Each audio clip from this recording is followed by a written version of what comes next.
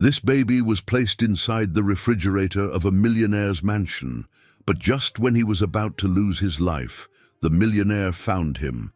But before he could help the baby, whoever put him in the refrigerator showed up. And after that, the worst happened. Comment what you think will happen and support my work by subscribing to my channel. The rain poured mercilessly over New York City that winter night. Anthony Smith adjusted his tie as he crossed the spacious entrance hall of his mansion in Beverly Hills. His footsteps echoed across the marble floor, accompanied only by the sound of the droplets lashing against the windows. The clock on the wall read 11:47 p.m., and he was exhausted after another endless day of meetings. He had dismissed the staff early because of the storm, something he rarely did. But that night, his mood was particularly somber, and the solitude of the empty house matched his state of mind perfectly. At 42, Anthony had conquered everything money could buy, but the fortune hadn't filled the void he carried since the death of his wife 4 years ago. As he walked towards the kitchen to get a glass of water, an unexpected sound made him stop. At first, he thought it was just the wind howling through the poorly closed windows, but there was something different, something that didn't belong in that silent house. He strained his ears and realized it was crying. A muffled cry, almost. Imperceptible, but definitely real. He followed the sound with cautious steps, feeling his heart accelerate with each step. The crying seemed to come from the kitchen. The light was off, and only the occasional lightning flashes illuminated the room through the windows. When he entered the room, the sound became clearer. It was coming from the direction of the refrigerator. Anthony grabbed his cell phone and turned on the flashlight, approaching slowly. The crying diminished, as if the creature emitting it was trying to hide. With his free hand, he held the refrigerator handle. For a moment, he hesitated. Part of him didn't want to discover the origin of that sound, as if opening that door could change his life forever. Finally, gathering courage, he pulled the door open. What he saw made his blood run cold. Huddled between the shelves, there was a baby, a newborn, still with remnants of the umbilical cord, wrapped in a dirty blanket. The child was trembling violently, his skin already showing a worrying bluish color. Instinctively, Anthony reached out to pick up the baby, but before he could touch him, he heard a desperate cry behind him. "No, please, don't hurt him!" He turned quickly and saw a girl. She couldn't have been more than 5 years old. She was dirty, with torn and wet clothes. Her dark hair was tangled and stuck to her thin face. In one hand, she held a small, improvised crutch. With the other, she tried to cover part of her face, as if she wanted to hide. "He was very hot," the girl explained between sobs. "I just wanted to help. Little Mikey had a fever, I thought, that the fridge would make him better." Anthony looked again at the baby in the refrigerator, then at the girl. His brain tried to process the surreal situation he was in. The baby let out a weak moan, so faint that it could barely be heard. "What's your name?" he asked the girl, trying to keep his voice calm as he took the baby out of the refrigerator with care. Lizzie, she replied, taking a step back, leaning heavily on the crutch.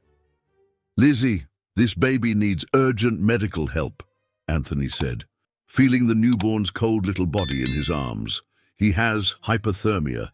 "Don't take him away," Lizzie begged, tears streaming down her dirty face. "He's my little brother. Please." A particularly loud thunderclap made the girl cower. At the same instant, the house lights flickered and went out, leaving them in total darkness. Anthony cursed softly. The storm had knocked out the power. "I'm going to take you both to the hospital," he said, determined. "Come with me, Lizzie." The girl hesitated, but another thunderclap made her take a step forward. Anthony noticed that she limped severely, and the crutch seemed to be the only thing keeping her on her feet.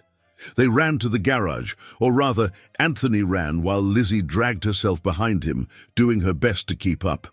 The baby in his arms barely moved now, and that worried him deeply. Reaching the car, he put the key in the ignition and turned it. Nothing happened. He tried again. The engine didn't even show signs of life.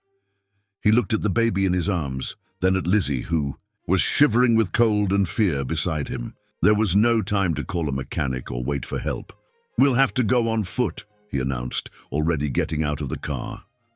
But it's raining a lot," Lizzie protested weakly.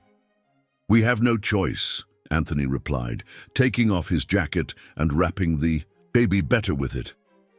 "Your brother needs help now." And so, under the relentless storm, the three left the mansion. Anthony carried Mikey close to his chest, trying to protect him from the rain. Lizzie came right behind, struggling with her crutch, in the puddles that formed on the asphalt. With each step, Anthony could hear the girl's difficult breathing, but she didn't complain, didn't ask to stop. The streets were deserted, and the darkness was broken only by occasional lightning flashes. The nearest hospital was about 15 blocks away, a distance that would normally be covered in minutes by car, but now seemed like an eternity. The rain soaked them mercilessly, and the biting wind seemed to want to prevent their progress. Anthony felt his arms numb from holding the baby so tightly against him, trying to transmit some warmth to the small body.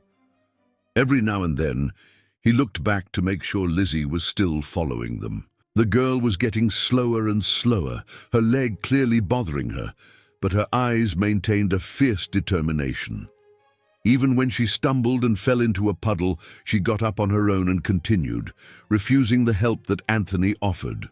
Her lips were purple with cold, but she didn't utter a single sound of complaint. The baby, on the other hand, was frighteningly quiet. Anthony didn't even know if he was still breathing, and that thought terrified him. He quickened his pace, feeling his own body protest against the effort. Water ran down his face, mixing with the sweat of exertion. His dress shoes, soaked, made strange noises with each step. Finally, after what seemed like an eternity, the hospital lights appeared in the distance. Anthony had never felt so relieved in his life, but his joy was short-lived. When he looked back, he saw that Lizzie was no longer there. Anthony felt panic grow in his chest. He looked frantically around, trying to see through the curtain of rain, but there was no sign of the girl. The baby in his arms let out a weak moan, reminding him of the urgency of the situation. Every second was precious. "Lizzie!" shouted he, his voice almost lost in the roar of the storm. "Lizzie! Where are you?" No answer. His heart was torn, between running to the hospital with the baby or looking for the girl. The weight of the decision suffocated him. It was then that he heard a muffled sob coming from further back. He took a few steps back and found her lying on the sidewalk, the crutch thrown a few feet away. "I can't anymore," she murmured, her voice broken by sobs. "My leg hurts a lot." Anthony approached and, under the light of a lamppost, saw something that horrified him. Lizzie's leg, exposed through the tear in her pants, had a deep and infected cut. The wound was swollen, with reddened edges and clear signs of infection.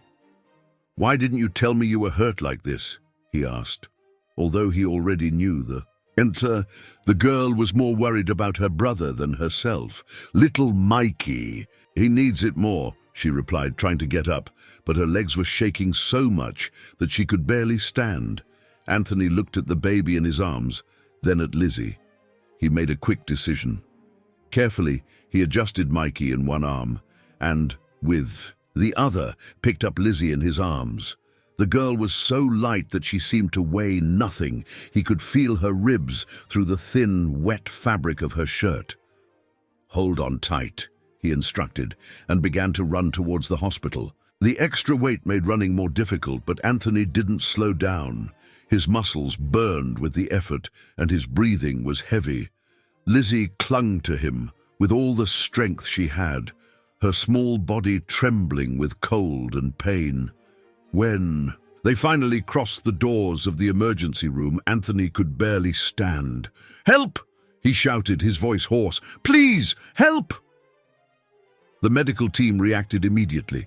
In seconds, they were surrounded by nurses and doctors.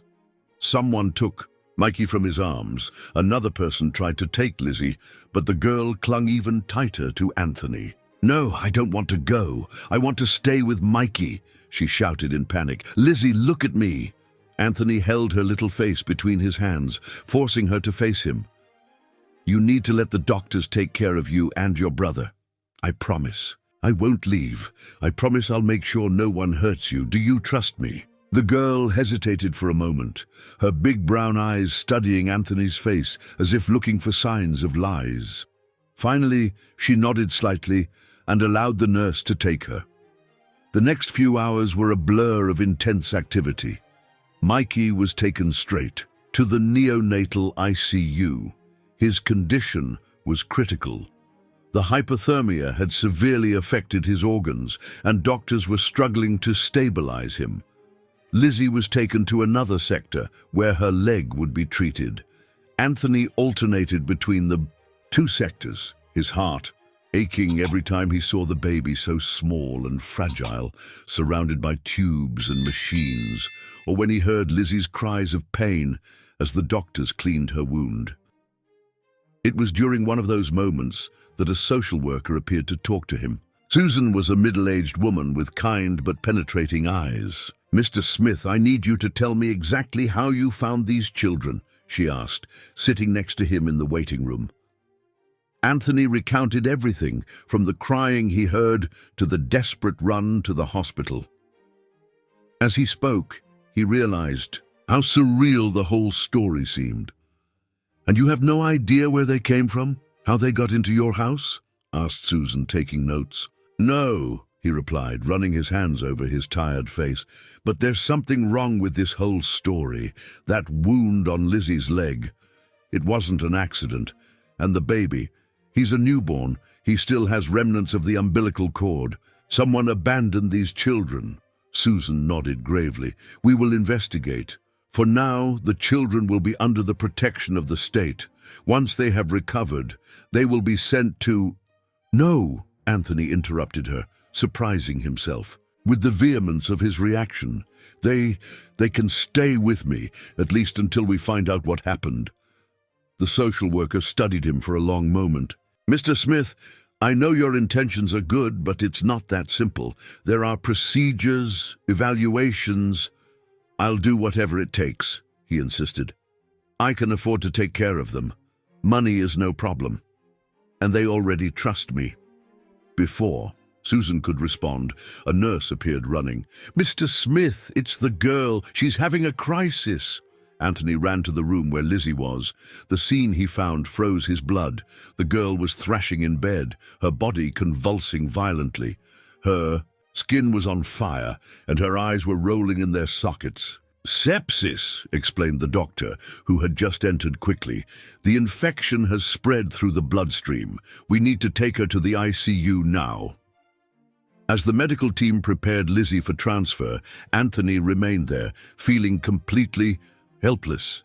The doctor's words echoed in his mind. Sepsis, generalized infection, life-threatening. It was then that Lizzie, in a moment of lucidity between convulsions, grabbed his hand. Her eyes, although blurred by fever, met his. "Don't let him take us back," she whispered, her voice so weak that Anthony had to lean in to hear. "Please, he'll hurt Mikey too." "Who, Lizzie? Who wants to hurt you?" But before she could answer, her eyes closed and her body began to convulse again. The medical team pushed him away and took Lizzie to the ICU in a hurry. Anthony stood in the empty, a hallway, Lizzie's words echoing in his mind. There was someone who had hurt that girl, someone she was running from, and now that same someone might be looking for them. At that moment, even without fully understanding why, Anthony made a decision. No matter what it cost, he would protect those children. He wouldn't allow anyone else to hurt them.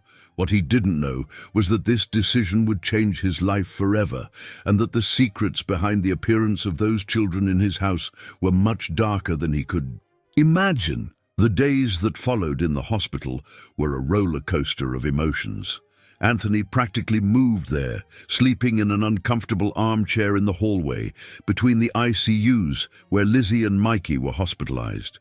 His staff tried to convince him to go home, at least to rest properly, but he refused to leave. Something inside him said that he needed to be there, that those children depended on his presence. Mikey was responding well to treatment. Gradually, his small body recovered from the severe hypothermia. The doctors were optimistic, saying that he would not have any permanent sequelae. It was a strong baby, a real fighter. Lizzie, however, was in critical condition. The infection in her leg had spread alarmingly throughout her body, and the most potent antibiotics seemed to have no effect. The fever wouldn't break, and she alternated between moments of unconsciousness and feverish delirium.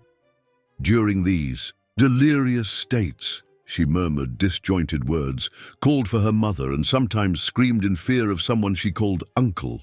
In those moments, Anthony held her small, hot hand, whispering words of comfort, promising that no one would hurt her again. It was on one of those nights while watching over Lizzie's restless sleep that an older nurse, Mrs. Evelyn, approached him. She was a grey-haired lady with a kind face who had worked at the hospital for over 30 years.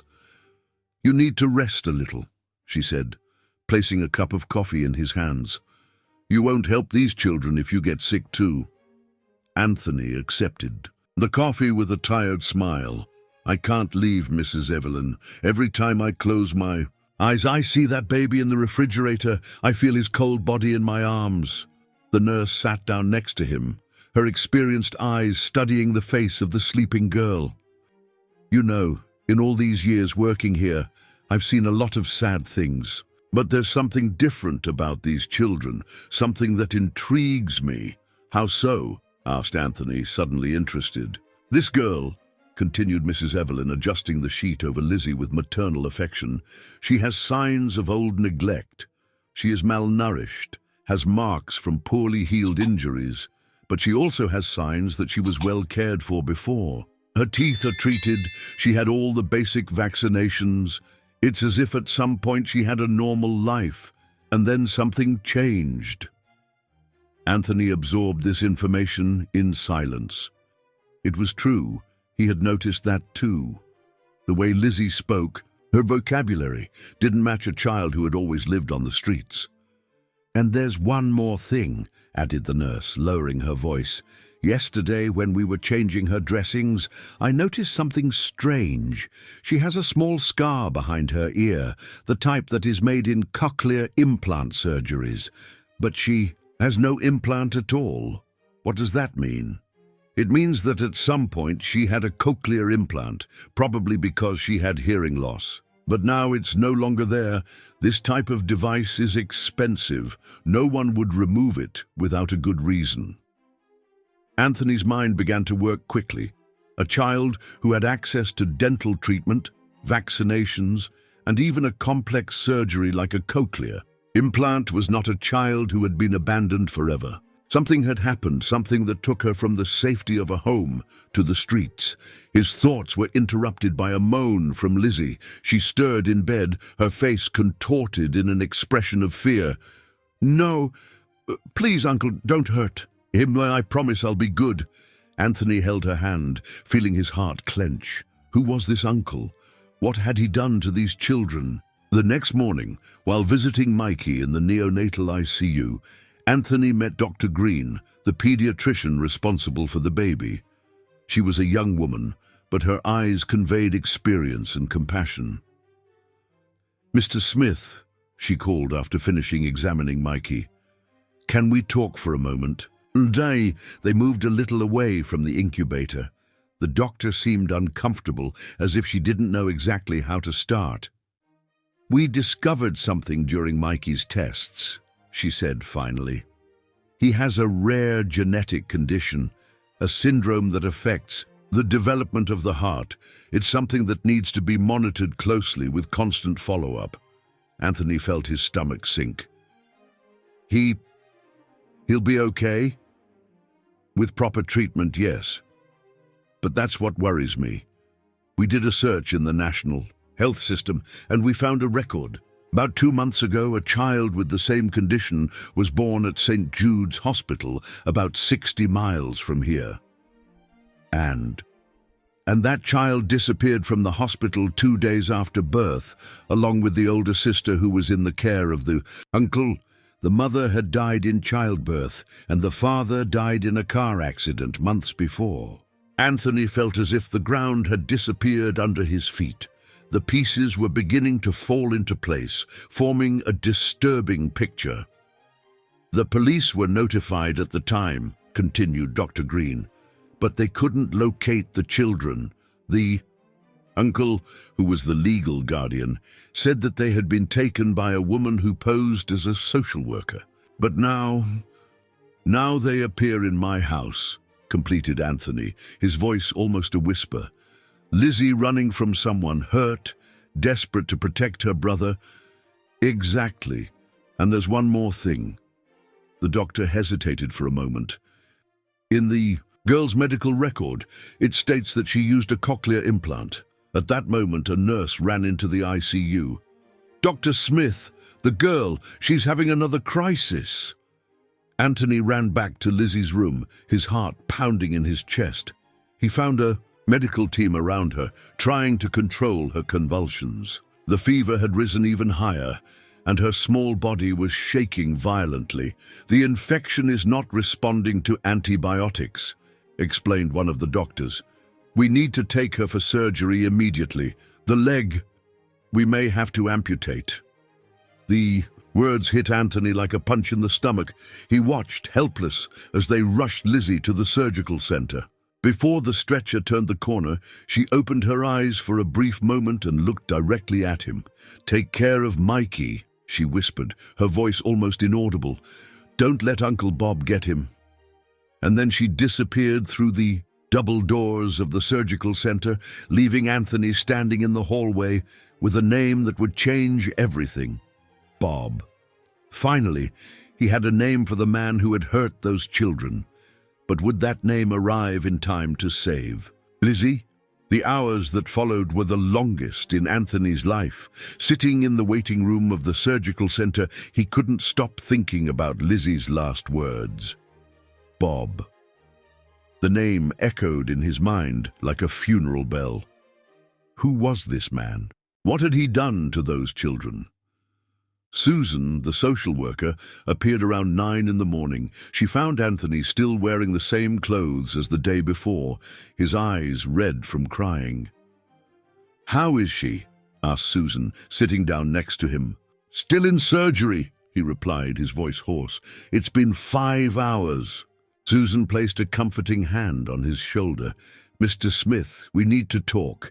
I got some information about the children. Anthony straightened up in his chair, suddenly alert.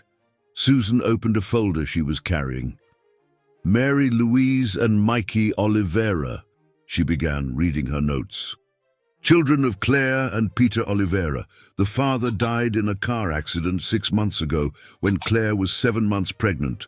She passed away during Mikey's birth due to complications. Anthony closed his eyes, feeling the weight of that tragedy. 2 orphaned children losing their parents in such tragic circumstances. Guardianship was granted to the maternal uncle, Bob Oliveira, Susan continued. He was the only close relative. According to the records, he has a small trucking company, upstate. Apparently there was nothing to disqualify him. But something happened, murmured Anthony.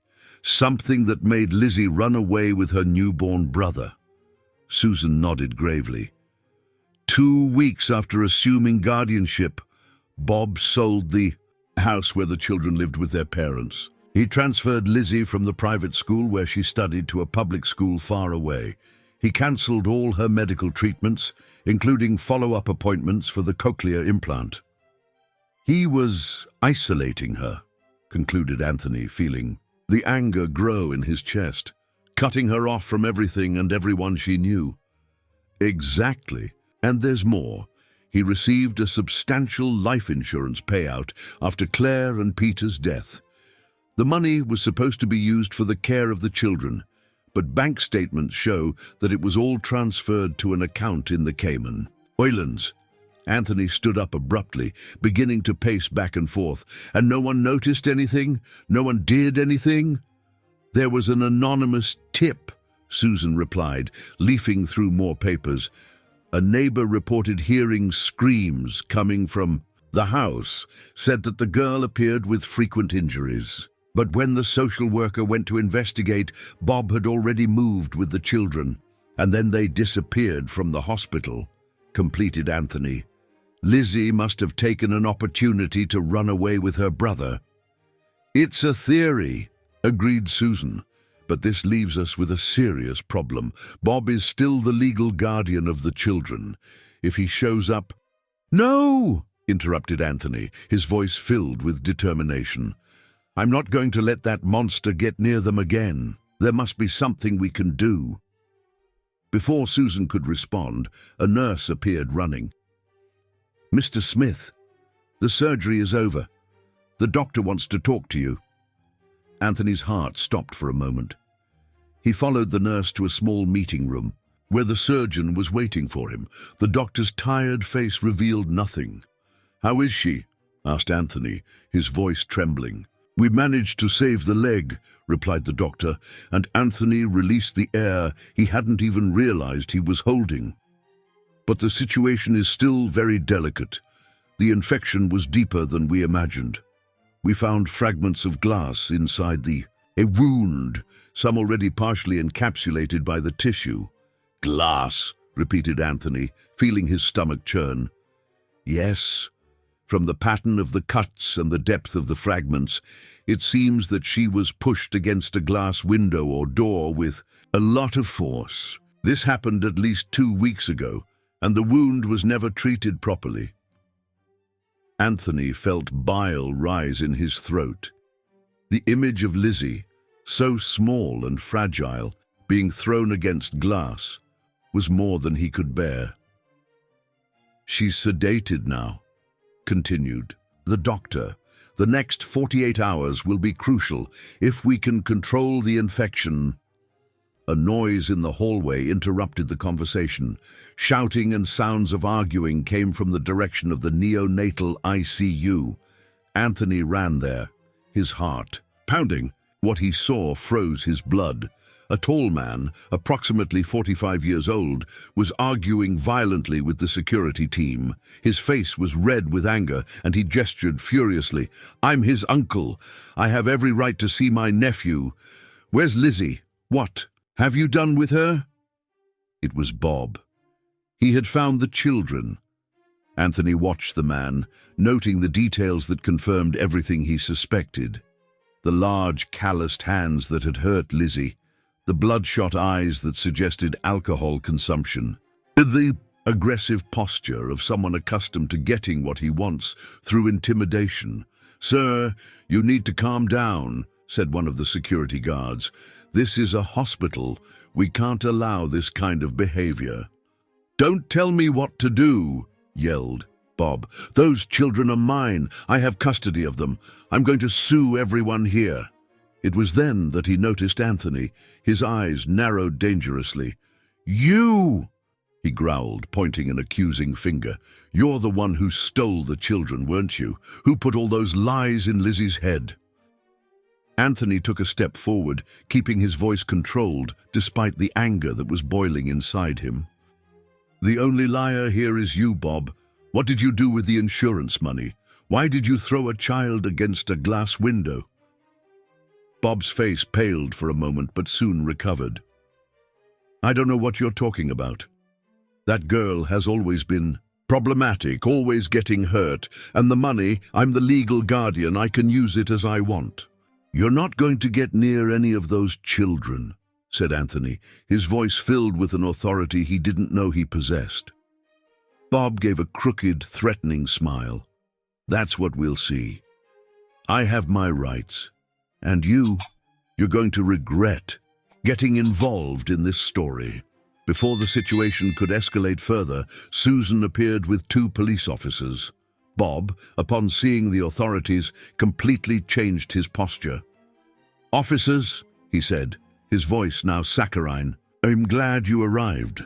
This man is preventing me from seeing my nephews. I have all the documents proving that I'm the legal guardian."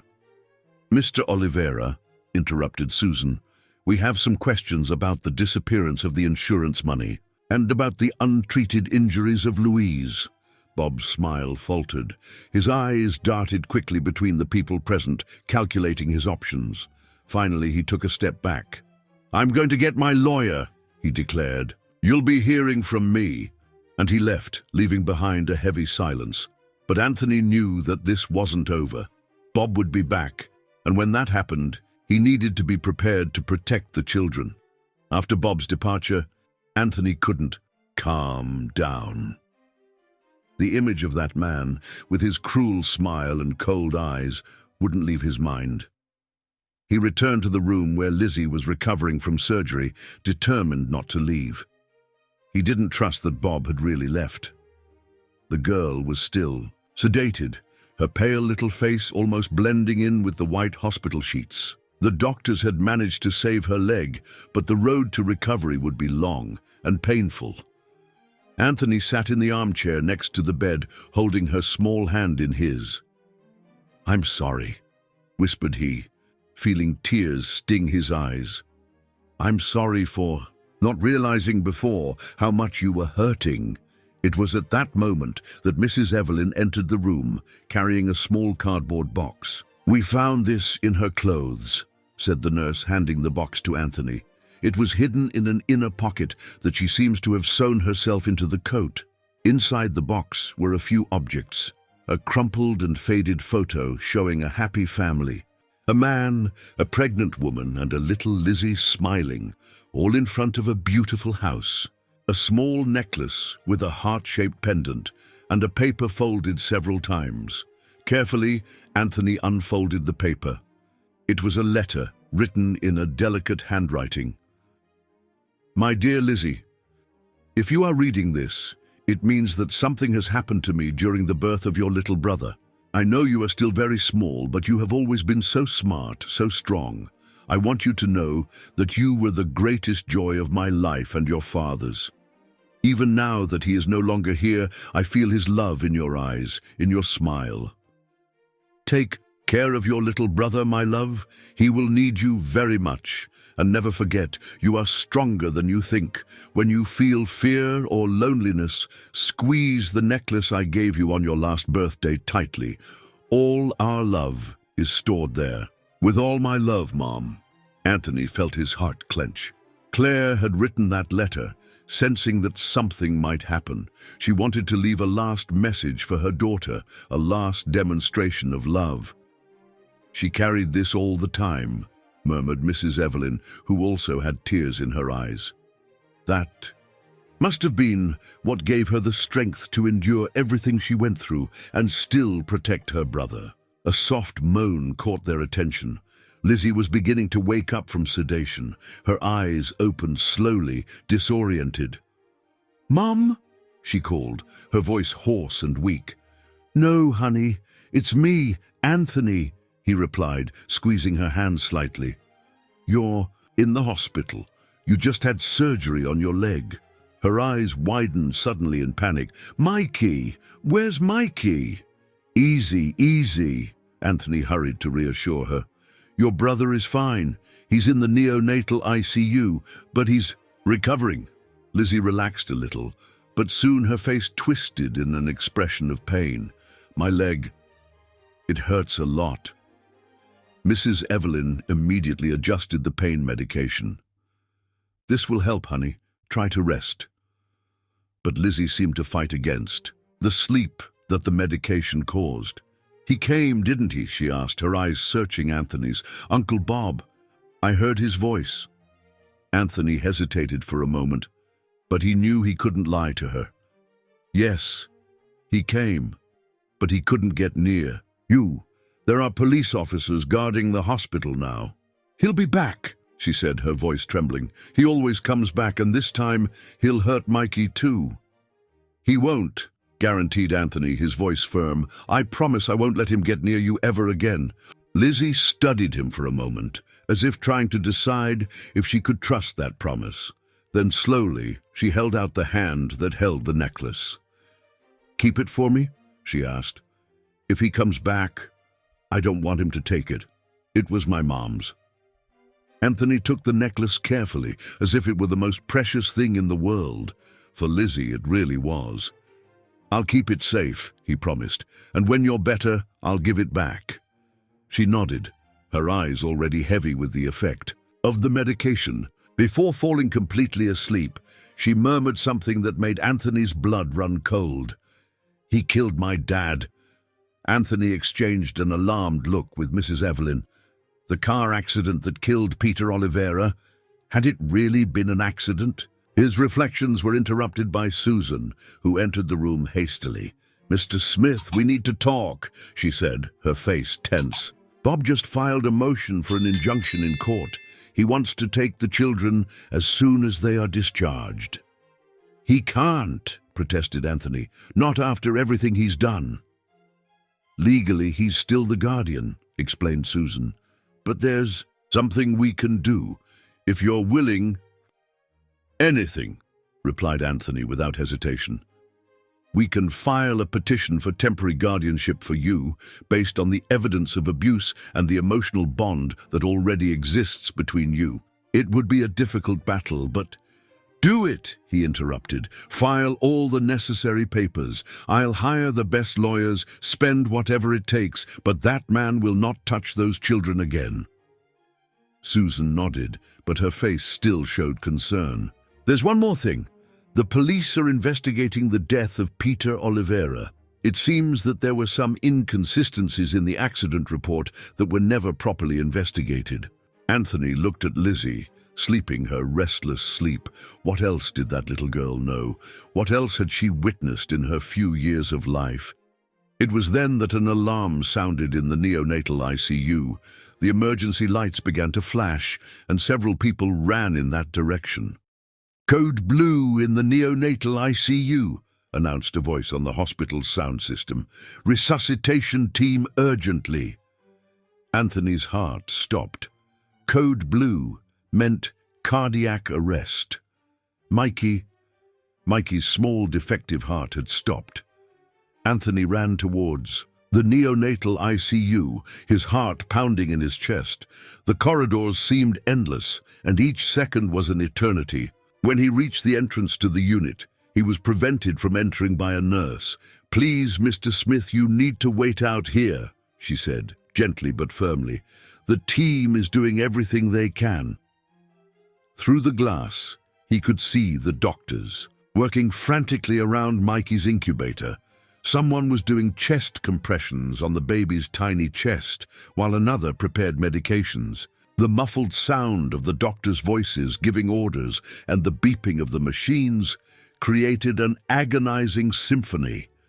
Dr. Green was in there, commanding the team with a calm that only years of experience can bring. But even through the glass, Anthony could see the tension on her face. Come on, little one, he murmured, his hands pressed against the glass. You are strong. Don't give up now.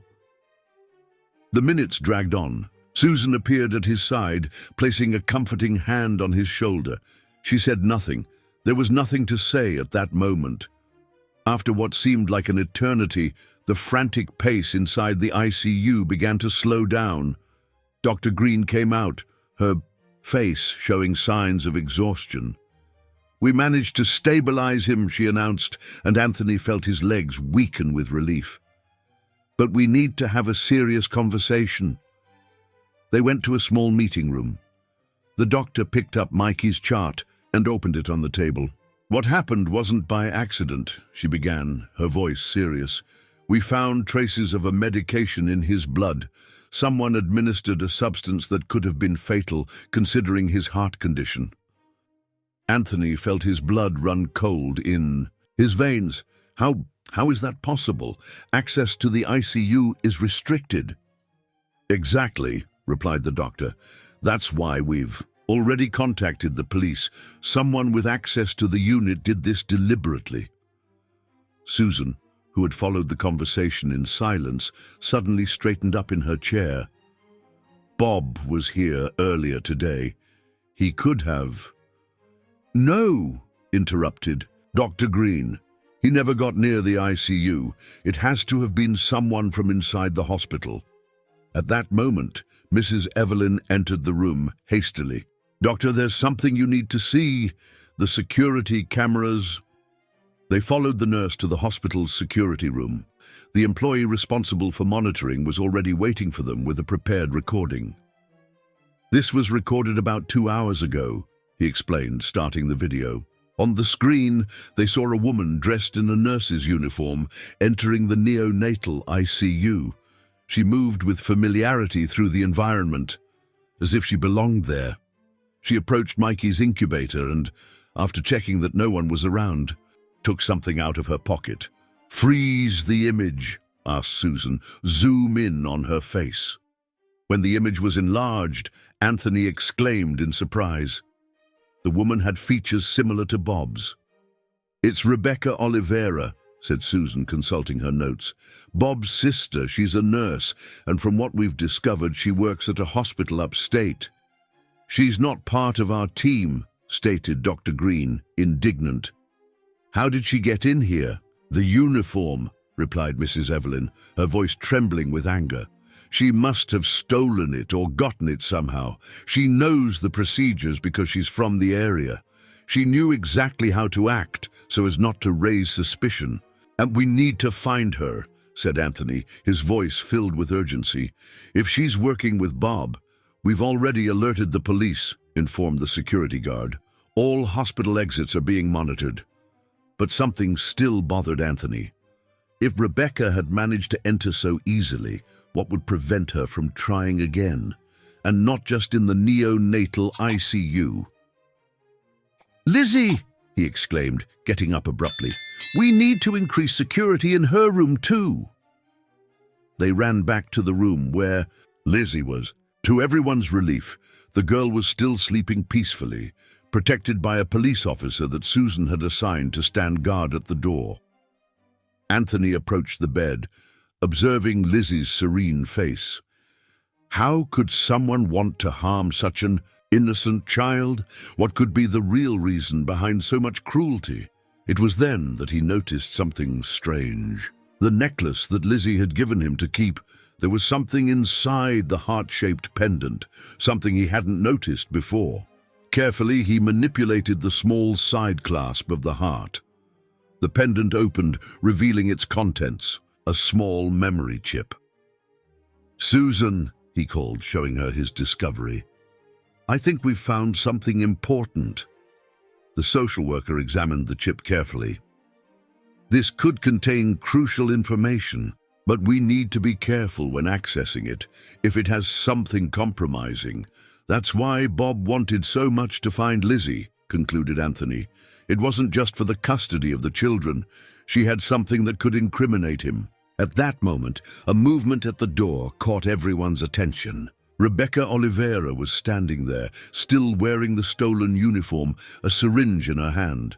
Don't move, she said, her voice trembling slightly. I won't let you destroy our family. The police officer at the door was lying on the floor, apparently unconscious. Rebecca must have used some kind of sedative on him. Rebecca, began Susan, taking a step forward with her hands raised. Think about what you're doing. Shut up, shouted Rebecca. You don't understand. Bob, he did all this for the good of the children. Claire and Peter were ruining them. A cochlear implant, expensive surgeries, private school. They were throwing money away. Anthony felt his blood boil. So it was for money? All this suffering because of money? The insurance money belongs to our family, replied Rebecca, her eyes shining with a frightening fanaticism. Bob was just protecting what is ours, and now... She raised the syringe, taking a step towards Lizzie's bed. Anthony placed himself between her and the girl.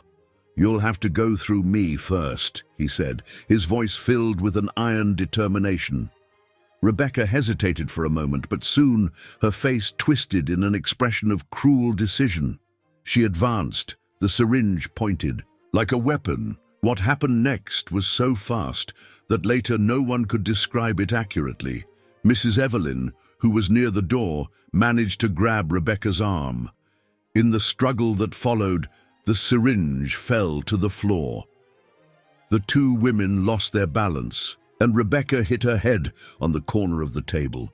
When the hospital security guards finally arrived, they found Rebecca unconscious on the floor and Mrs. Evelyn being supported by Susan. "Arrest her," ordered Dr. Green, who had arrived with the security guards, "and call the police. We have a lot to clear up." Anthony turned his attention to Lizzie, who miraculously had slept through all the commotion, protected by the medication. He held her small hand in his, feeling the tears stream down his face. "It's over, little one," he whispered. "Now it's really over."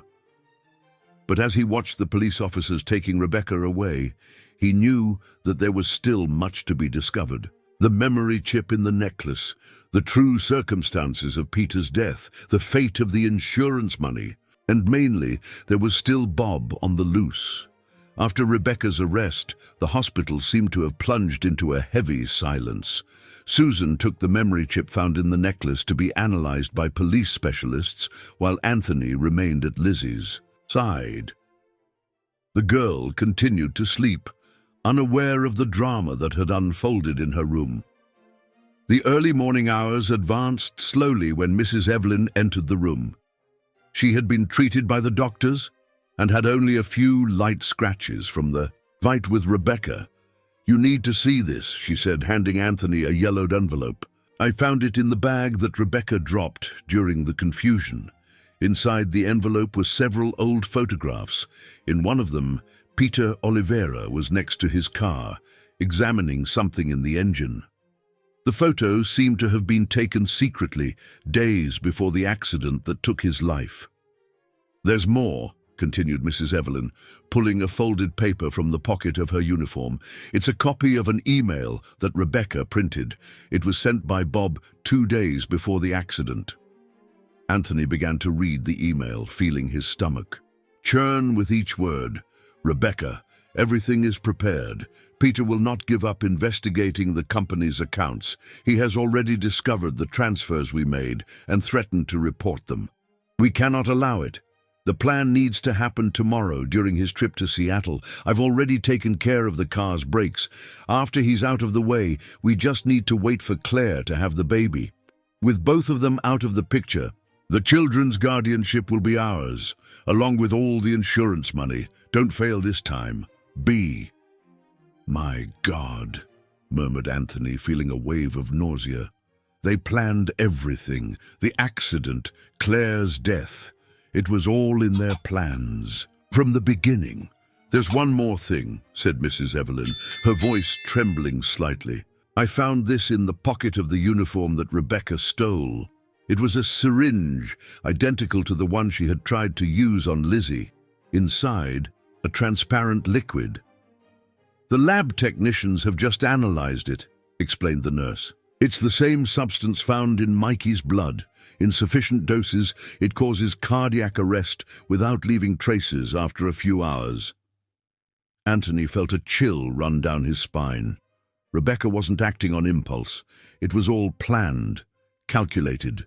She and Bob intended to eliminate both children and make it look like a natural death. At that moment, Susan entered the room hastily, carrying a laptop. "We managed to access the contents of the chip," she announced, placing the computer on the table. "You need to see this." On the screen, a video began to play. The image was a little shaky. It seemed to have been recorded by a hidden cell phone. It showed Bob in his office, talking to Rebecca. The date in the corner of the screen indicated that it was from 6 months ago, days before Peter's death. "The idiot discovered everything," said Bob in the video, his voice filled with anger. He found the records of the transfers we made from his company. He threatened to take it to the police." "And Claire?" asked Rebecca. "Does she know?" "No, that fool suspects nothing. She's too busy with the pregnancy and with the little brat's hearing problems. But Peter, he has to be eliminated before he opens his mouth. And then we just wait. Claire won't survive childbirth. We've already ensured that.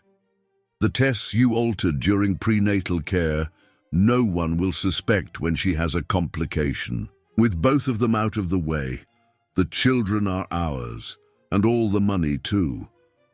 The video continued, showing Bob and Rebecca discussing details of the macabre plan. How they would sabotage Peter's car, how Rebecca, using her nursing knowledge, would ensure that Claire would not survive the delivery. "Lizzie must have recorded this hidden," said Susan, pausing the video. "She probably overheard the conversation and, even so young, understood that she needed to save this proof." "The necklace," murmured Anthony. "Claire must have given her the necklace shortly before dying. Lizzie hid the chip inside, knowing it was the only safe place. And that's why Bob was so desperate to find her," completed Susan. "He knew she had this evidence against him." A soft moan caught everyone's attention. Lizzie was waking up, her eyes opening slowly. "Uncle Anthony," she called, her voice hoarse. "I'm here, little one," he replied, holding her hand. I heard Aunt Rebecca's voice," said Lizzie, her eyes filling with fear. "Did she come to hurt us again?" "No, honey. Aunt Rebecca won't hurt anyone anymore. She was arrested." Lizzie seemed to process this information for a moment. Then her eyes found the laptop on the table, where the frozen image showed Bob. "You found it," she said, her voice almost a whisper. "The video I made." "Yes, dear. We found it in your necklace. It was very brave of you to keep that." Tears began to stream down Lizzie's face. "I knew they had hurt my dad. I heard them talking. That day, Dad had discovered that they stole money from his company. That's why you ran away with Mikey?" Lizzie nodded. "After Mum died, Uncle Bob became different. He started drinking a lot. He would get angry at anything. One day, he discovered that I had the video on my cell phone. He got very angry. He pushed me against the glass door." Anthony felt his heart clench. "So that's how she got hurt. I managed to grab Mikey and run away," she continued. "I knew he was going to hurt my little brother too. We walked a lot of time. I was so scared. Then I saw your house. I thought we would be safe there." "And you are," guaranteed Anthony, hugging her carefully so as not to hurt her operated leg. "Now you are really safe." But as soon as he had finished speaking, a noise at the door made everyone turn around. There, standing in the doorway, was Bob. His eyes were red and crazed, and in his right hand something gleamed menacingly. "Nobody is going anywhere," he growled, raising a surgical scissors that he must have stolen from some room in the hospital. "The game is over." Time seemed to freeze in that hospital room. Bob blocked the only exit, the surgical scissors gleaming threateningly in his hand. Anthony instinctively placed himself in front of Lizzie's bed, while Susan and Mrs. Evelyn retreated, slowly. "How did you get in here?"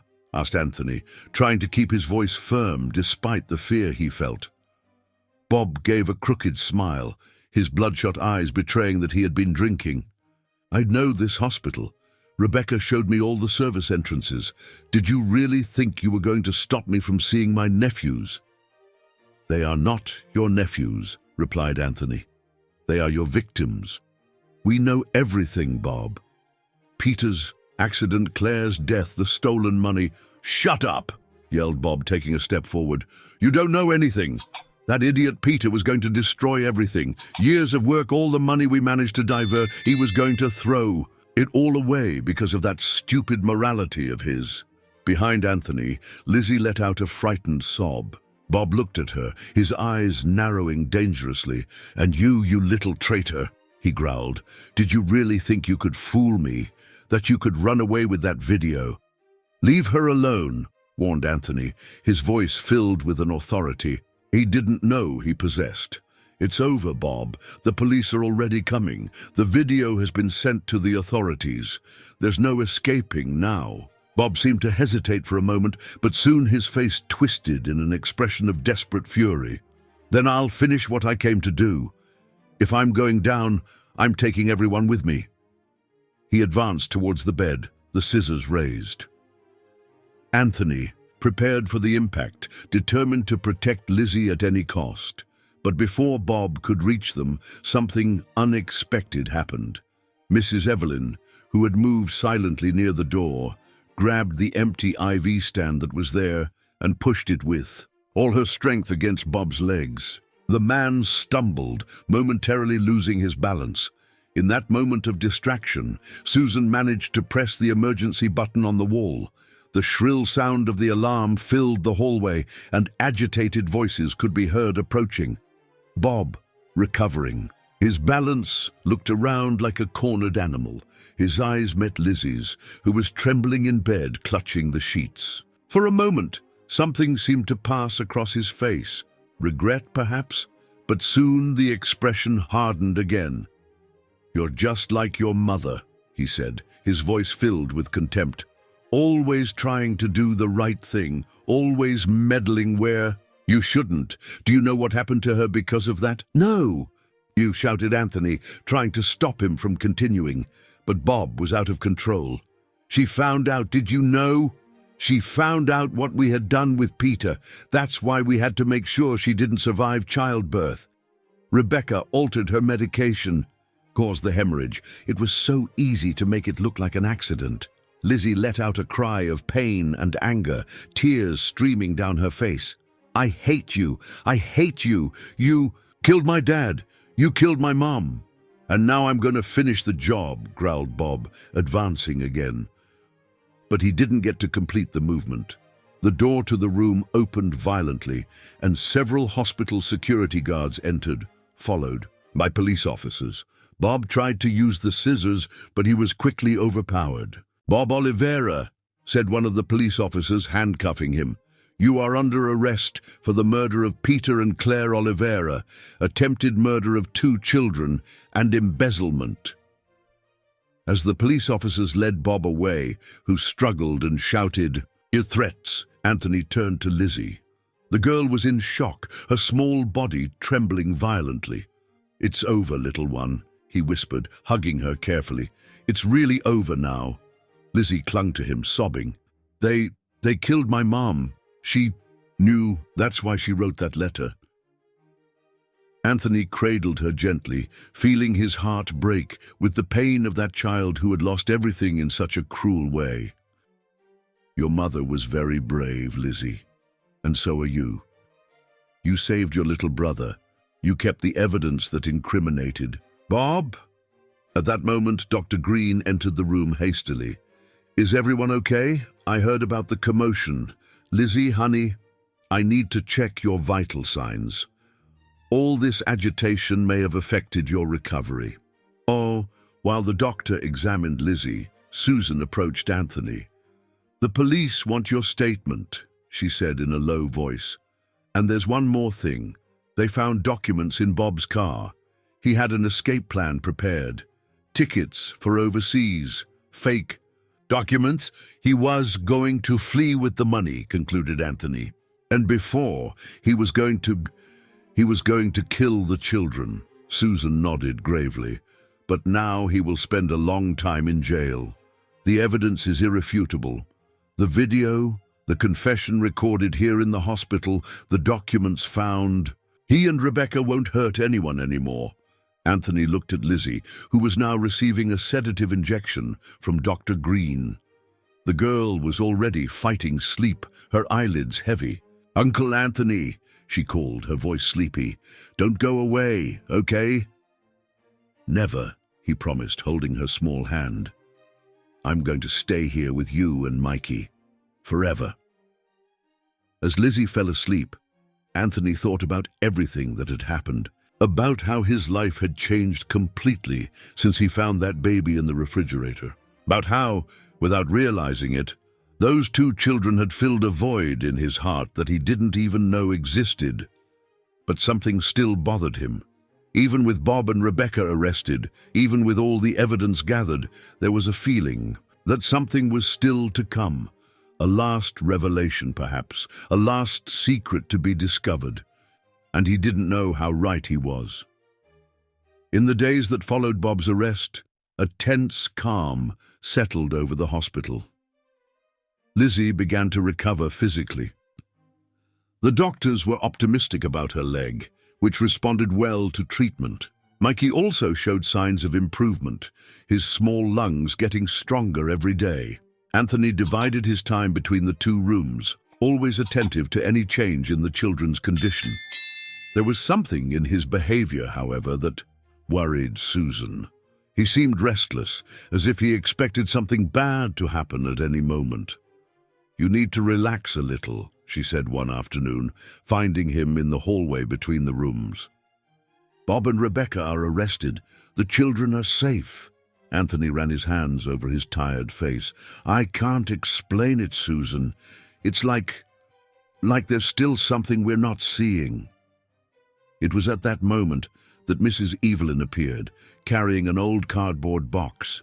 "Mr. Smith, they brought this for you. It was found in Rebecca's house when the police searched it." Inside the box were various old documents, yellowed photos and letters. Anthony began to examine the contents, his expression gradually changing, from curiosity to shock. "My God," he murmured, his hands trembling as he held a specific photo. "It can't be—" The photo showed a young woman, smiling at the camera. In her arms, she held a little girl, no more than 3 years old. What caught the eye, however, was the necklace that the woman wore, identical to the one that Lizzie kept so fondly. "Who is it?" asked Susan, observing the photo over Anthony's shoulder. "It's my sister," he replied, his voice choked. "Marina. She disappeared 15 years ago. She was pregnant at the time." Susan took the photo, examining it more closely. "But what was this doing with Rebecca?" Anthony continued searching the box, finding more photos and documents. There were newspaper clippings about Marina's disappearance, handwritten notes, and more disturbingly, a birth certificate. "Claire," he read, feeling his heart clench. Her real name was Marina Smith. She changed her identity. The implications of that discovery hit everyone like a wave. Claire, the mother of Lizzie and Mikey, was actually Marina, Anthony's missing sister, which meant that those children— "They're my nieces," whispered Anthony, tears streaming freely down his face. That's why I felt this connection from the beginning. That's why I couldn't abandon them." Susan took more documents from the box, reading quickly. "Here are letters. They seem to be from your sister to someone named Teresa." Anthony recognized the name immediately. Teresa was our housekeeper when we were kids. She practically raised us after our parents died. The letters revealed a painful story. Marina had fled upon discovering that she was pregnant by a married man, an influential businessman who had threatened her if she revealed the pregnancy. Teresa helped her create a new identity, becoming Claire Oliveira. "She met Peter a few years later," continued Anthony, reading the letters. "He accepted her, accepted Lizzie, gave his name to the girl. They were happy until Bob and Rebecca entered their lives," completed Susan. More documents in the box revealed the extent of the siblings' cruelty. They had discovered Claire Marina's true identity and began blackmailing her. Peter, trying to protect his wife, began investigating his in-laws' suspicious activities in the company, which ultimately led to his death. "Marina must have discovered the truth about the accident," said Susan. "That's why they made sure she didn't survive childbirth. And Lizzie," Anthony felt a lump in his throat. My niece. She saw and heard everything. She carried this weight alone, protecting her little brother. At that moment, a scream came from Lizzie's room. Anthony ran there, finding the girl, agitated in bed, in the midst of a nightmare. "Mom!" she called, thrashing around. "Don't let them hurt Mikey! Mom!" "Lizzie, wake up!" Anthony shook her gently. "It's just a dream, honey. You're safe." The girl opened her eyes, disoriented for a moment. When her gaze met Anthony's, something seemed to change in her expression. "Uncle Anthony," she said, her voice trembling. I dreamed about Mom. She was wearing that necklace, you know, the one I kept the chip inside." Anthony felt his heart race. Carefully, he took the old photo from his pocket and showed it to Lizzie. "Was it this necklace, honey?" Lizzie's eyes widened upon seeing the photo.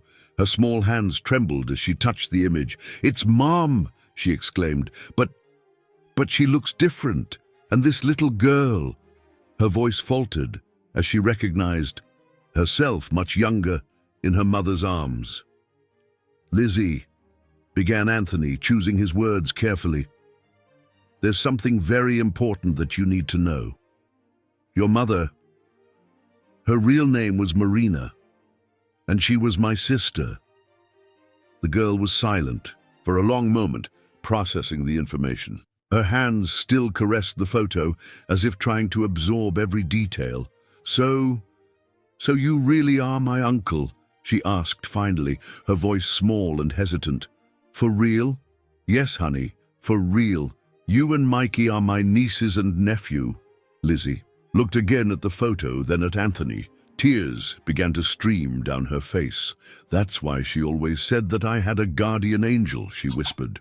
"She said that one day, if something happened to her, someone special was going to take care of me and Mikey." Anthony hugged his niece, feeling her small body tremble with sobs. So many secrets, so many pains kept in that young little heart. But something still bothered him. Among the documents in the box, there were mentions of a man, Lizzie's biological father, the businessman who had threatened Marina years ago. And from what the letters indicated, that man was still alive. What if he found out about the children? What if he decided to show up now, claiming rights over Lizzie? While cradling his niece in his arms, Anthony made a silent promise. He would not allow anyone else to hurt those children. They had already suffered too much. Now it was time to heal the wounds, to build a new life. But fate still had one last card to play, and it would come in the form of a sealed envelope found at the bottom of Rebecca's box, addressed directly to Anthony. Anthony stared at the envelope in his hands, feeling the weight of the world on his shoulders. He was alone in his makeshift office in the hospital, where he had retreated after Lizzie finally fell asleep. The handwriting on the envelope was unmistakable, the delicate handwriting of his sister Marina. With trembling hands, he opened the envelope. Inside, there was a lengthy letter and another smaller envelope, sealed, with the inscription, "To be opened only if something happens to me." He began to read the main letter. "Dear brother, if you are reading this, it means that my suspicions were correct, and something has happened to me. It also means that somehow you found Lizzie and Mikey, my most precious treasures. I know you must be wondering why I fled, why I never tried to contact you all these years. The truth, Anthony, is that I was trying to protect not only myself, but mainly you. Do you remember the last year I worked at Dad's company before I disappeared?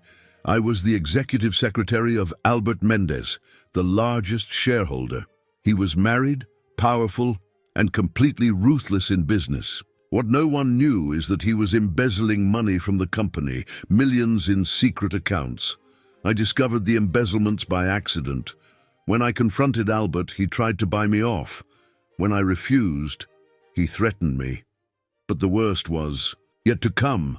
I discovered that I was pregnant with his child. Albert panicked. A pregnancy meant scandal. It meant that his wife would find out about the affair. More than that, it meant that there would be an heiress who could potentially claim part of his fortune in the future. He gave me an ultimatum. Either I disappeared with the baby, or he would destroy not only me, but you too. You were starting your career at the time. You had so many dreams. I couldn't allow him to ruin your life. Teresa, our dear housekeeper, helped me create a new identity. I became Claire Oliveira. I moved upstate. I gave birth to my little Lizzie. Years later, I met Peter. He was an angel in our lives, Anthony. He accepted Lizzie as his own daughter, gave his name to her, gave us a happy life. When I became pregnant with Mikey, I thought we would finally have our complete family. But then, Bob and Rebecca entered our lives. They discovered my true identity. They started blackmailing me. Peter, trying to protect us, began investigating their activities in the company. That's when everything fell apart. Now I know that Bob and Rebecca are planning something terrible. Peter died in an accident that I'm sure was orchestrated by them. I'm afraid of what they might do to me and the children. That's why I prepared this letter and the evidence that Lizzie carries in the necklace. If something happens to me, I know that somehow fate will lead my children to you. Take care of them, brother. Protect them not only from Bob and Rebecca, but also from Albert. He never knew about Lizzie's existence, and it's better if it stays that way. The other envelope contains more revelations, but it should only be opened if it is absolutely necessary. Some truths are too heavy to carry. With all my love, Marina. Anthony let the letter fall on the table, feeling the tears stream down his face. His sister had sacrificed everything, her identity, her life, her future, to protect him. She had faced everything alone, carrying secrets too heavy to bear. The other envelope seemed to burn in his hands. What else had his sister discovered? What other truths was she protecting? His thoughts were interrupted by a gentle knock on the door. It was Susan, carrying more documents. "Anthony," she said, her face serious, "I just received a disturbing call. Albert Mendez is coming here." Blood ran cold in Anthony's veins. How did he find out? The news of Bob and Rebecca's arrest leaked to the press. Someone must have made the connection, discovered Claire Marina's true identity. Albert is demanding a DNA test. Anthony looked at the sealed envelope in his hands. Perhaps it was time to discover what other truths his sister had hidden. With trembling fingers, he opened the second envelope. Inside, there were more documents, including test results and, "My God," he whispered, feeling the floor disappear under his feet. Because there, among the papers, was a DNA test done 15 years ago. A test that proved that Albert Mendez was not Lizzie's father. The real father was another executive at the company, someone that Marina had truly loved, but who died mysteriously soon after she discovered the pregnancy. And according to Marina's notes, his death had not been accidental. It had been orchestrated by Albert, who used that threat to force her to flee. "She lied," said Anthony, his voice trembling. "She lied to protect the true identity of Lizzie's father, to protect her daughter from an even worse fate." Susan took the documents, reading quickly. "This changes everything. Albert has no rights over Lizzie, but he can't know that," completed Anthony. "If he finds out that Marina deceived him all these years, that she used his threat as cover to protect the truth, he can become even more dangerous," agreed Susan. At that moment, they heard raised voices in the hallway. Albert Mendez had arrived, and by the sound of it, he wasn't alone. Anthony quickly gathered the documents. He knew that he was about to face a battle different from all the previous ones. It wouldn't be a physical fight like with Bob, but a battle of truths and lies, of secrets and revelations. And in the middle of it all, two innocent children who had already suffered too much depended on him to have a chance at a normal life. The office door opened. It was time to face the past. Albert Mendez entered the office as if he owned the place. He was a tall man with gray hair and an impeccable suit. His cold eyes scanned the room before settling on Anthony. Behind him, two men in suits carried briefcases. Lawyers, probably. "Anthony Smith," said Albert, his voice filled with false cordiality.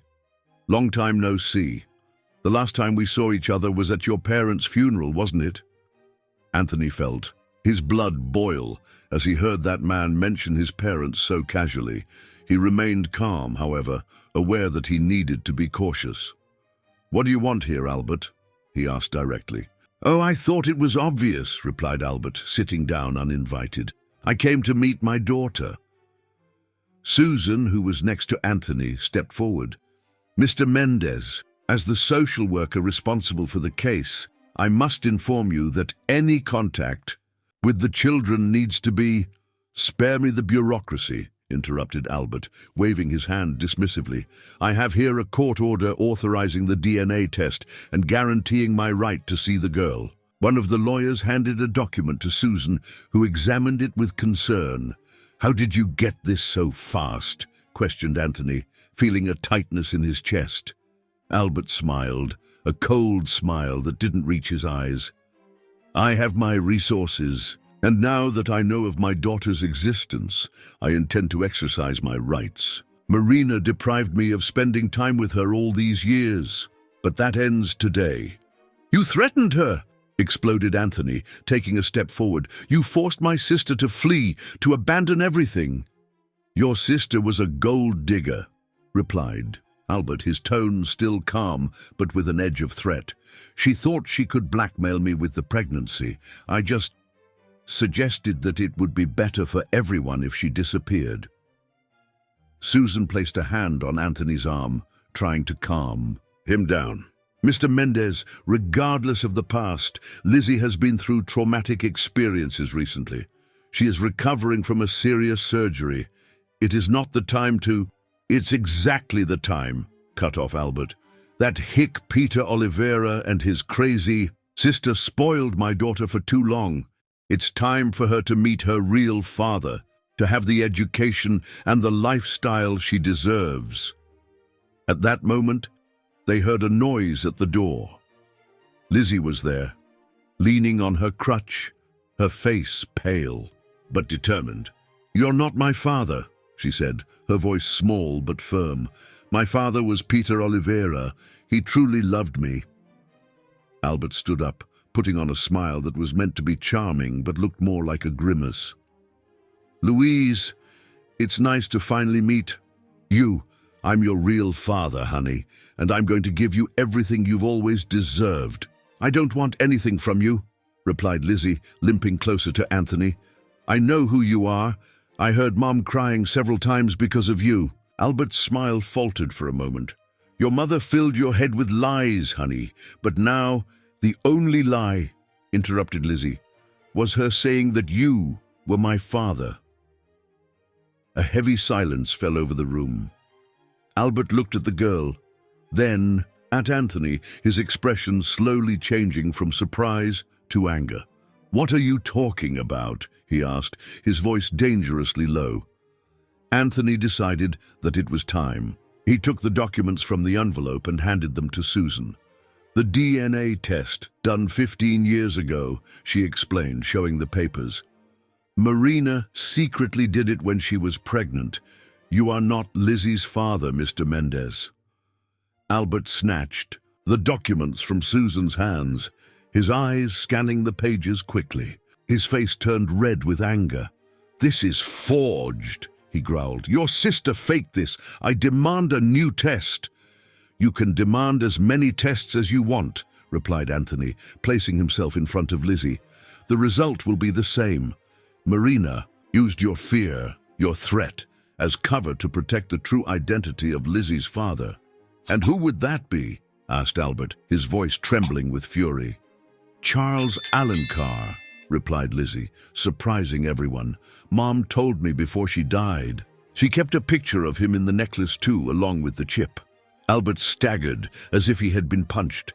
Charles Alencar had been his greatest rival in the company, the only one who had proof of his frauds and embezzlements. The man who died mysteriously before he could all, her identity, her life, her future, to protect him. She had faced everything alone, carrying secrets too heavy to bear. The other envelope seemed to burn in his hands. What else had his sister discovered? What other truths was she protecting? His thoughts were interrupted by a gentle knock on the door. It was Susan, carrying more documents. "Anthony," she said, her face serious, "I just received a disturbing call. Albert Mendez is coming here." Blood ran cold in Anthony's veins. How did he find out? The news of Bob and Rebecca's arrest leaked to the press. Someone must have made the connection, discovered Claire Marina's true identity. Albert is demanding a DNA test. Anthony looked at the sealed envelope in his hands. Perhaps it was time to discover what other truths his sister had hidden. With trembling fingers, he opened the second envelope. Inside there were more documents, including test results and, "My God," he whispered, feeling the floor disappear under his feet. Because there, among the papers, was a DNA test done 15 years ago, a test that proved that Albert Mendez was not Lizzie's father. The real father was another executive at the company, someone that Marina had truly loved, but who died mysteriously. Soon after, she discovered the pregnancy, and according to Marina's notes, his death had not been accidental. It had been orchestrated by Albert, who used that threat to force her to flee. "She lied," said Anthony, his voice trembling. "She lied to protect the true identity of Lizzie's father, to protect her daughter from an even worse fate." Susan took the documents, reading quickly. "This changes everything. Albert has no rights over Lizzie, but he can't know that," completed Anthony. "If he finds out that Marina deceived him all these years, that she used his threat as cover to protect the truth, he can become even more dangerous," agreed Susan. At that moment, they heard raised voices in the hallway. Albert Mendez had arrived, and by the sound of it, he wasn't alone. Anthony quickly gathered the documents. He knew that he was about to face a battle different from all the previous ones. It wouldn't be a physical fight like with Bob, but a battle of truths and lies, of secrets and revelations. And in the middle of it all, two innocent children, who had already suffered too much, depended on him to have a chance at a normal life. The office door opened. It was time to face the past. Albert Mendez entered the office as if he owned the place. He was a tall man, with gray hair and an impeccable suit. His cold eyes scanned the room before settling on Anthony. Behind him, two men in suits carried briefcases, lawyers probably. "Anthony Smith," said Albert, his voice filled with false cordiality. "Long time no see." "The last time we saw each other was at your parents' funeral, wasn't it?" Anthony felt his blood boil as he heard that man mention his parents so casually. He remained calm, however, aware that he needed to be cautious. "What do you want here, Albert?" he asked directly. "Oh, I thought it was obvious," replied Albert, sitting down uninvited. "I came to meet my daughter." Susan, who was next to Anthony, stepped forward. "Mr. Mendez, as the social worker responsible for the case, I must inform you that any contact with the children needs to be—" "Spare me the bureaucracy," interrupted Albert, waving his hand dismissively.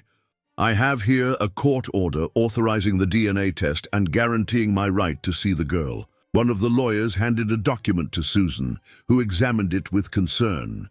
"How did you get this so fast?" questioned Anthony, feeling a tightness in his chest. Albert smiled, a cold smile that didn't reach his eyes. "I have my resources, and now that I know of my daughter's existence, I intend to exercise my rights. Marina deprived me of spending time with her all these years, but that ends today." "You threatened her," exploded Anthony, taking a step forward. "You forced my sister to flee, to abandon everything." "Your sister was a gold digger," replied Albert, his tone still calm, but with an edge of threat. "She thought she could blackmail me with the pregnancy. I just suggested that it would be better for everyone if she disappeared." Susan placed a hand on Anthony's arm, trying to calm Him down. Mr. Mendes, regardless of the past, Lizzie has been through traumatic experiences recently. She is recovering from a serious surgery. It is not the time to... It's exactly the time, cut off Albert. That hick Peter Oliveira and his crazy sister spoiled my daughter for too long. It's time for her to meet her real father, to have the education and the lifestyle she deserves. At that moment, they heard a noise at the door. Lizzie was there, leaning on her crutch, her face pale, but determined. "You're not my father," she said, her voice small but firm. "My father was Peter Oliveira. He truly loved me." Albert stood up, putting on a smile that was meant to be charming but looked more like a grimace. "Louise, it's nice to finally meet. I'm your real father, honey, and I'm going to give you everything you've always deserved." "I don't want anything from you," replied Lizzie, limping closer to Anthony. "I know who you are. I heard Mom crying several times because of you." Albert's smile faltered for a moment. "Your mother filled your head with lies, honey. But now..." "The only lie," interrupted Lizzie, "was her saying that you were my father." A heavy silence fell over the room. Albert looked at the girl, then at Anthony, his expression slowly changing from surprise to anger. "What are you talking about?" he asked, his voice dangerously low. Anthony decided that it was time. He took the documents from the envelope and handed them to Susan. "The DNA test done 15 years ago," she explained, showing the papers. "Marina secretly did it when she was pregnant. You are not Lizzie's father, Mr. Mendes." Albert snatched the documents from Susan's hands, his eyes scanning the pages quickly. His face turned red with anger. "This is forged," he growled. "Your sister faked this. I demand a new test." "You can demand as many tests as you want," replied Anthony, placing himself in front of Lizzie. "The result will be the same. Marina used your fear, your threat, as cover to protect the true identity of Lizzie's father." "And who would that be?" asked Albert, his voice trembling with fury. "Charles Alencar," replied Lizzie, surprising everyone. "Mom told me before she died. She kept a picture of him in the necklace too, along with the chip." Albert staggered as if he had been punched. Charles Alencar had been his greatest rival in the company, the only one who had proof of his frauds and embezzlements. The man who died mysteriously before he could incubate her. "Mom was right. She said we were going to be okay, that our guardian angel was going to take care of us." Marcudi, Anthony felt tears stream down his face as he watched his nieces and nephew. Marina had protected her children until the end, even after leaving. Through Teresa, through the kept proofs, through the love that had planted in Lizzie's heart. But something still worried him. Teresa had disappeared after confronting Albert. Where would she be, and what other truths did she still hold? The answer would come in the form of a letter, delivered by a messenger that same afternoon, a letter that would change everything once again. Teresa's letter arrived in the late afternoon when Anthony was helping Lizzie with her physical therapy, exercise. The girl was progressing well. The doctors were optimistic about her full recovery. The messenger delivered the envelope directly to Susan, who took it immediately to Anthony. "I think it's best if you read it first," she said, noticing Lizzie's curious look.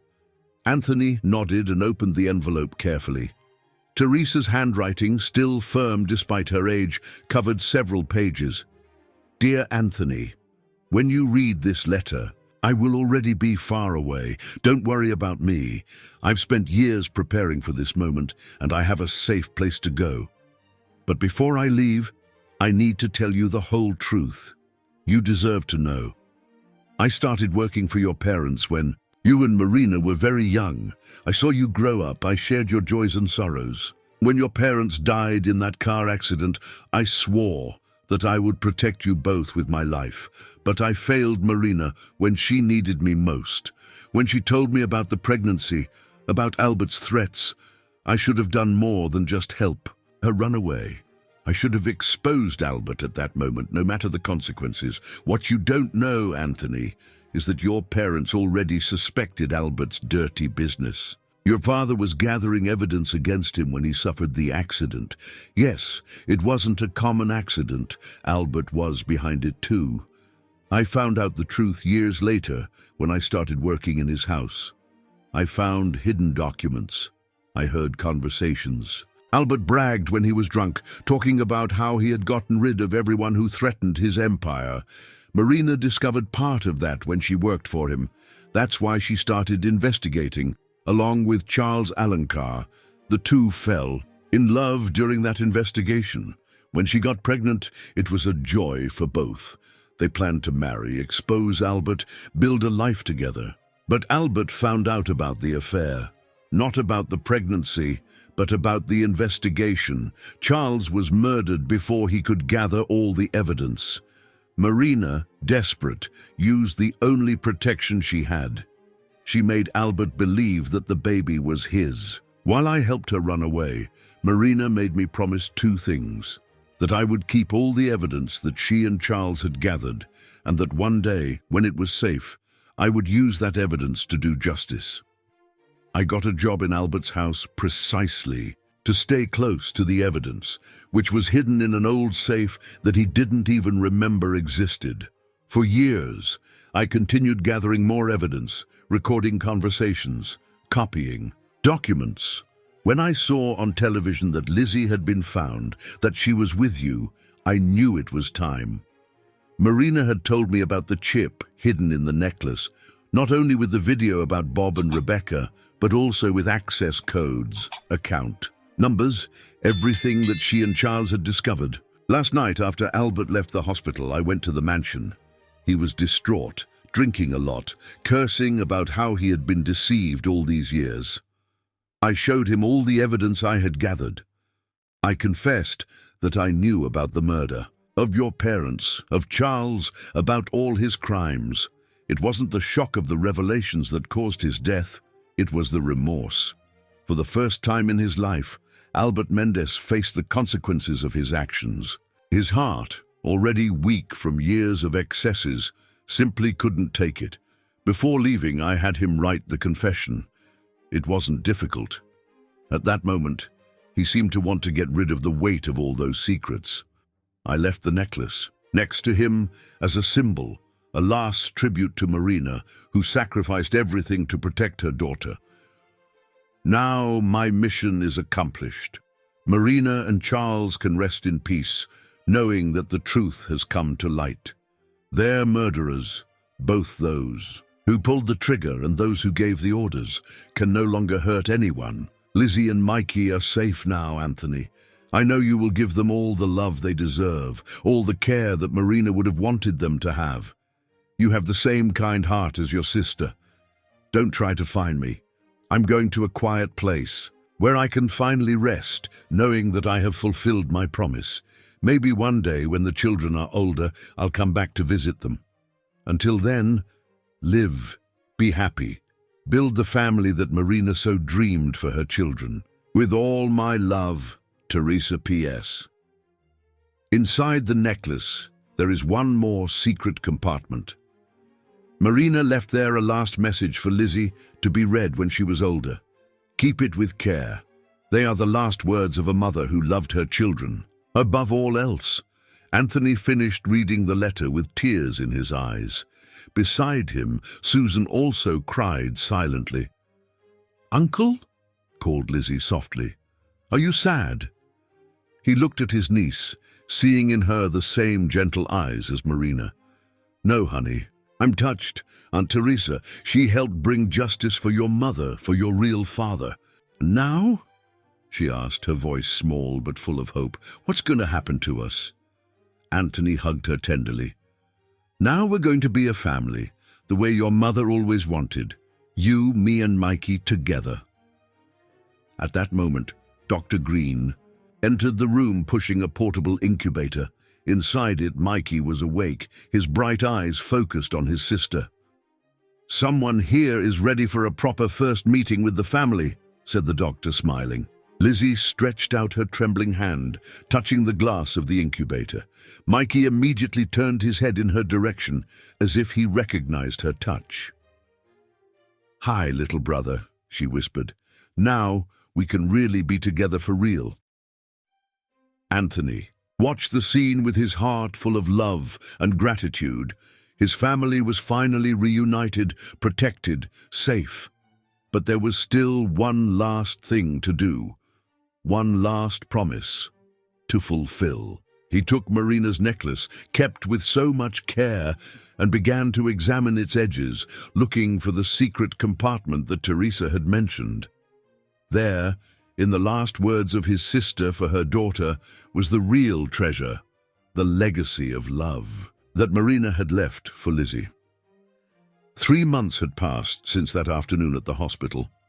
Autumn arrived gently in New York City, painting the trees in the garden of the Smith mansion with golden tones. Lizzie, fully recovered from surgery on her leg, ran across the lawn chasing butterflies, her laughter echoing through the property like music.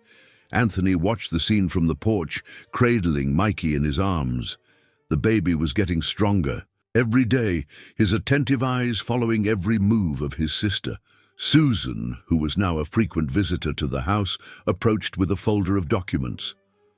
"Everything is ready," she announced, smiling.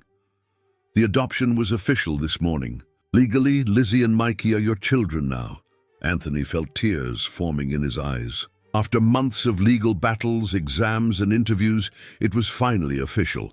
They were a family in the eyes of the law, as they already were in their hearts. "Lizzie," he called, "come here, princess. We have news for you."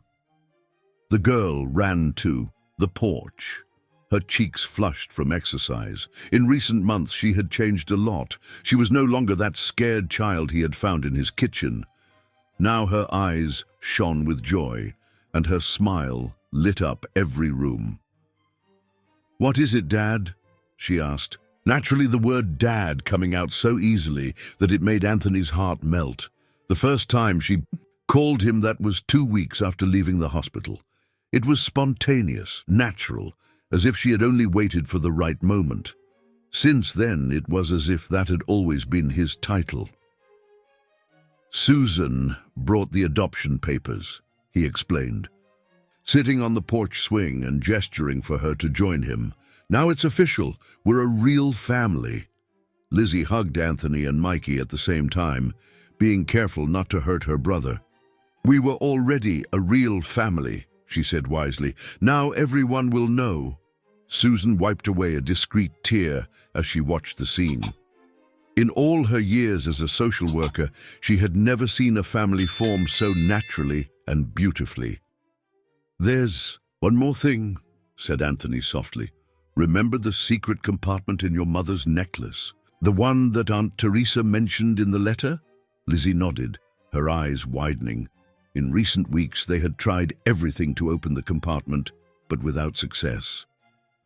"We finally managed to open it," he continued, taking a small folded paper from his pocket. "Your mother left a message for you." With hands trembling slightly, Lizzie took the paper. Marina's handwriting, delicate and clear, covered the small page. "My dear Lizzie, if you are reading this, it means that you are safe, protected and loved, just as I always dreamed for you. It also means that you are older, more mature, capable of understanding some truths that need to be said. First, I want you to know that every decision I made, every secret I kept, was for love. Love for you, for your little brother, for your true father, my dear Charles, who left us too soon, but who lives in your smile, in your strength. I know you must have gone through difficult times. Knowing Bob and Rebecca as I do, I imagine it wasn't easy.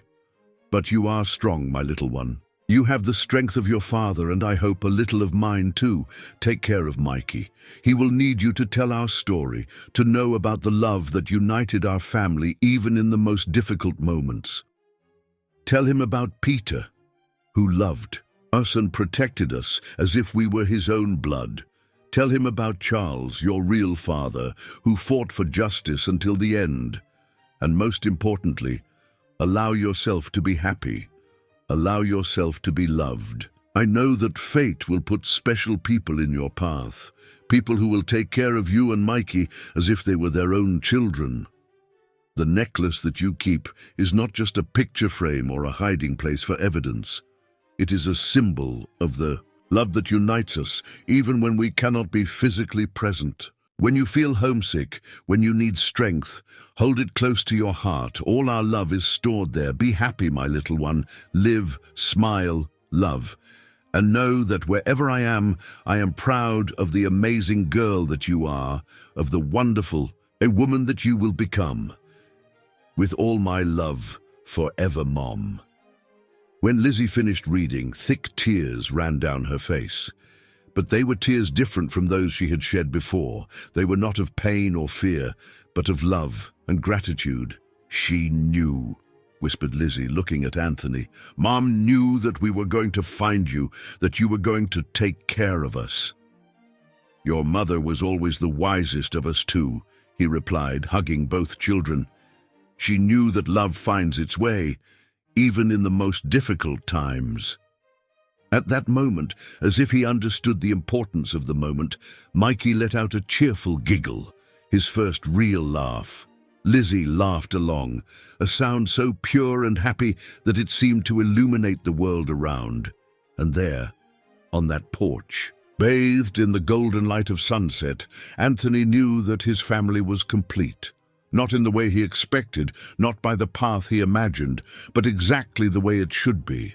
Marina had protected her children until the end, ensuring that they found their way to a safe place, to someone who would love them unconditionally. And now, through the love of those two children, she continued to live. In Lizzie's eyes, in Mikey's smile, in the strength that united them. Let's have a picnic, suggested Lizzie, jumping up excitedly. We can sit under that tree that Mom loved so much when she was little. Sure, Princess, replied Anthony, standing up with Mikey in his arms. Let's celebrate our family. As they walked through the garden, Anthony could swear that he felt a soft breeze carrying a familiar scent, the same perfume that Marina used to wear. It was as if she was there, blessing that moment, smiling at the family that she so dreamed of seeing, united. The sun set on the horizon, painting the sky pink and gold, while a new family celebrated their love, a love that overcame death, conquered fear, and transformed pain into hope. A love that, as Marina had predicted, found its way through the shadows to the light. And so, under the New York City sky, between laughter and memories, Anthony, Lizzie, and Mikey began their new life together.